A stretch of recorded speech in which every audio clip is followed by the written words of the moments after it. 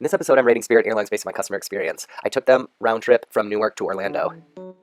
First of all, price. This is a budget airline, so it's no frills, and you know you have to pay for everything. The base price, was $250 from Newark to Orlando. I don't find that to be super cheap, given that nothing is included, including baggage. I'll get to that later. But compared to budget airlines in Europe or Asia, it's grossly more expensive. And it's not like I was going to premium airports like JFK or Miami. I'm going from Newark to Orlando. The booking process was okay. It was all online. They have everything pretty streamlined, but oh my gosh, the amount of emails I got saying your flight has changed, because they change all the time. It's like so many, and it says you have to do some action, go onto the website and click something, but you don't. I had to actually call their customer service line and like get a confirmation that I didn't need to do anything when my itinerary changed. This is my biggest pet peeve about Spirit Airlines. You get one personal item, which is a purse or a briefcase. Who goes from Newark to Orlando with a purse? So the lady from the Bronx called me out and made me measure my bag. If you don't fit in the top compartment, then you have to pay, and you better fit in the second compartment or else you have to check and pay even more.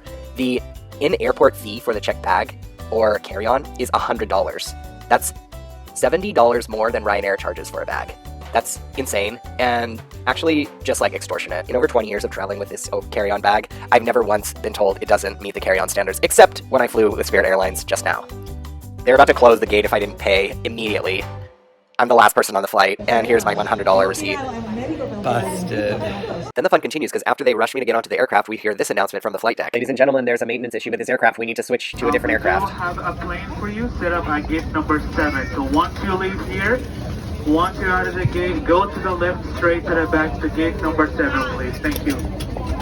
We have to deplane when it was 1 minute to departure. Thank you, Spirit Airlines. One, the AC wasn't working on the plane, which it's in Florida. And two, I'm just glad this was at one of Spirit's quote-unquote hubs, because if not, we would have to wait for the problem to be fixed or for them to send another airplane from another airport. Other aircraft, you don't have to worry about that. You get a pretty tight to the other aircraft. One thing I do give Spirit full points for is the audience on board. I think is very eclectic and very animated. They definitely had an opinion when we were delayed for 3 hours. Spirit's hubs. Most hubs in Spirit Airlines are in Florida, which, I don't know, is not really centrally located because it's the furthest southeast corner of the country. But if they're trying to expand into Latin America, I kind of get that. The airports that they use are kind of like the oldest terminals, let's say, with not a lot of plugs, old seating, low ceilings, not a lot of food options, and extremely crowded. Not a place you want to be for 3 hours while your flight is continuously delayed multiple times, like mine. They actually did try and make it up to you, though. They gave me a $50 voucher to use on Spirit Airlines booking in the future, which I don't ever want to fly them again, but, I mean, it is kind of nice if you need to take them sometime in the near future. Let's talk about the in-flight services. So they do offer Wi-Fi. It's probably super expensive. I didn't even bother with that. It's probably really slow, too. The in-flight safety demonstration is done manually. There's no video, of course. The planes are all that standard Airbus A321 or Boeing 737 type. The flight attendants are pleasant. Nothing really much to say about that. You don't really have much interaction with them if everything is costs a lot. There's no meal service to speak of. There's like $5 ramen and $10 cheese board. There's also drinks. It's like $10 for a beer. The seats and the seating. They did something, I don't know, they like are the only airline that ever did this, but they made the seats thinner than airline possible. They like hollowed them out so that they're only like a tiny little sheet. And this poor man didn't have enough legroom in his regular economy seat, so he's pushing his legs over to my side. Of course, they don't let you choose your seat without paying. That's obvious. The bathrooms and facilities on board are fine. They're all standard. It's like pretty clean. One thing I will say, there's a lot of overhead baggage space empty because no one wants to pay for that.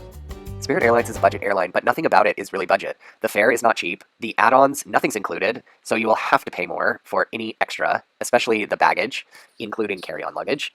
And what you don't pay for in dollars, you'll pay in emotional stress and time. There's probably a way to game the Spirit Airlines system and make it work to your advantage, like if they have specific direct routes which work for you, or like random cheap fares on random dates from random locations, you probably can book those and probably make some profit if you only need a backpack. But other than that, avoid.